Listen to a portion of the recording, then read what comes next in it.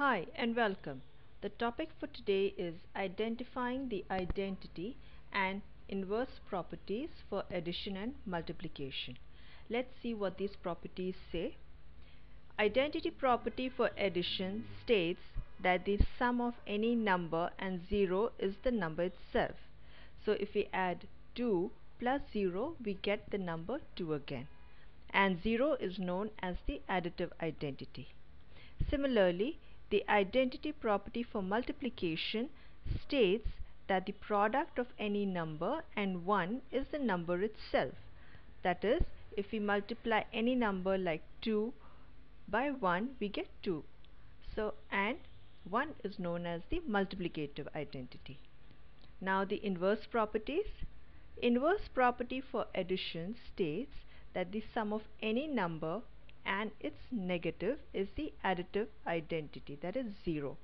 So if we take any number 2, we take the negative of it, like 2 plus the negative of 2 is negative 2, minus 2. So when we add the two numbers, 2 plus minus 2, we get a 0. And the negative of a number is known as the additive inverse of that number. Similarly, inverse property for multiplication states that the product of any number and its reciprocal is the multiplicative identity. That is, we get 1 if we multiply the product, we multiply a number with its reciprocal. So if we multiply 2 times 1 over 2, we get a 1.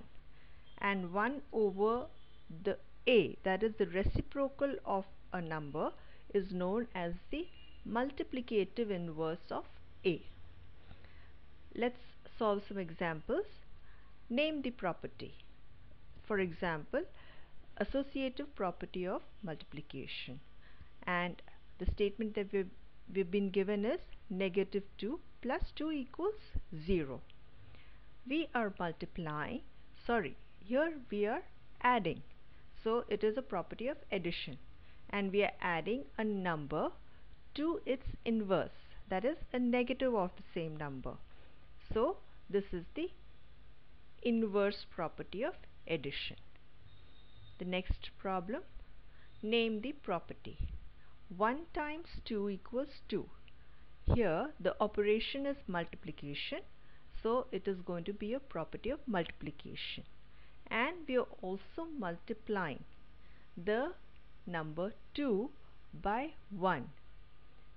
So this is the identity property of multiplication by our definition of the property. Again, 1 times negative 3 equals to negative 3. Again multiplication, so this is a property of multiplication, and we are multiplying negative 3 by the multiplicative identity. So this is the identity property of multiplication. There is one thing we should remember is that if the number is a decimal, a fraction, or negative number, if it is multiplied by 1, we'll get the number back. So it will still hold, that is the identity property of multiplication will still hold. Hope you can solve more problems on identifying the identity and inverse properties for addition and multiplication. Thank you for watching. Bye and have a great day.